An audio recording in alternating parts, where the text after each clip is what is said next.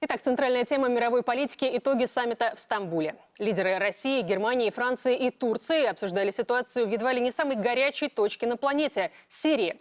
В результате многочасовых переговоров было принято совместное заявление. Задач много. До конца года должен быть сформирован Конституционный комитет для подготовки основного документа страны. Важно, чтобы выборы были прозрачными и свободными, с участием всех сирийцев. И, конечно, необходимо решить проблему беженцев, обеспечить их возвращение на родину. Участники диалога особо отметили прогресс в деле мирного урегулирования в Идлибе, как результат соглашения, достигнутого в Сочи между лидерами России и Турции. Обо всем подробнее Георгий Алисашвили.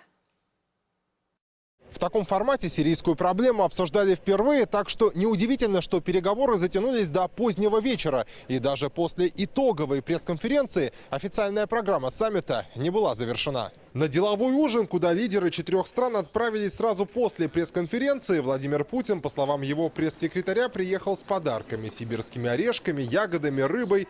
Ангела Меркель сидела рядом с российским президентом, с краю, словно подальше от Эрдогана. Ее и встречали-то единственную из гостей саммита без почетного караула. А вечером турецкий лидер и вовсе решил помянуть старое. Те самые миллиарды, которые ЕС вроде бы и должен, а вроде бы уже и передумал платить Турции за помощь пострадавшим от войны сирийцам. Турция приютила у себя 3,5 миллиона сирийских беженцев, потратила на их нужды 33 миллиарда долларов. И в этом плане Евросоюз должен выполнить свои обещания относительно финансовой помощи нашей стране. Очевидно, сейчас вырабатывается новая переговорная модель. Астанинский формат Россия, Турция, Иран, как отметил Владимир Путин, дал возможность начать само обсуждение послевоенного устройства Арабской Республики. И вот теперь проект Конституционного комитета по Сирии, в котором будут и представители официальных властей, и делегаты от оппозиции, поддерживают уже Германия и Франция. На вопрос турецкой журналистки, когда же наконец будет объявлен состав этого комитета, Путин призвал не ждать поспешных решений. Я хочу напомнить, что до начала Астанинского процесса стороны вообще не собирались в течение года.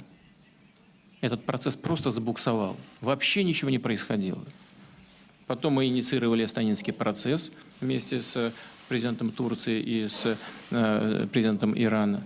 И колесо завертелось. Да, достигнутые договоренности осуществляются не так уж и быстро, как бы нам хотелось. Но все-таки убедили правительство Сирии представить свою часть списка для формирования Конституционного комитета. Затем появилась составная часть от оппозиции. Теперь нужно сформировать 3-ю часть. Да, это непростой процесс. Да, это там должны быть люди, которые пользуются доверием у всех сторон, вовлеченных в конфликт.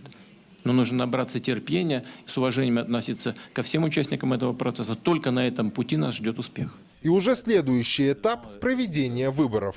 А в настоящем один из главных вопросов – ситуация в Идлибе. В этом регионе боевики регулярно нарушают соглашение о прекращении огня и отказываются сдавать тяжелое вооружение, что идет вразрез с инициированным и подписанным Россией и Турцией меморандумом о создании демилитаризованной зоны. В случае, если Анкара не сможет повлиять на радикалов, Москва поддержит Дамаск в решении этой проблемы. Нельзя допустить, чтобы получившие боевой опыт бандиты продолжали преступную деятельность, создавали в наших странах спящие ячейки, вербовали сторонников, проповедовали экстремистскую идеологию и террор. В этой связи вместе с господином Эрдоганом подробно проинформировали наших европейских коллег о достигнутом процессе выполнения российско-турецких договоренностей по Идлибу. Исходим из того, что создание демилитаризованной зоны, равно как и самой зоны деэскалации в Идлибе, является временной мерой.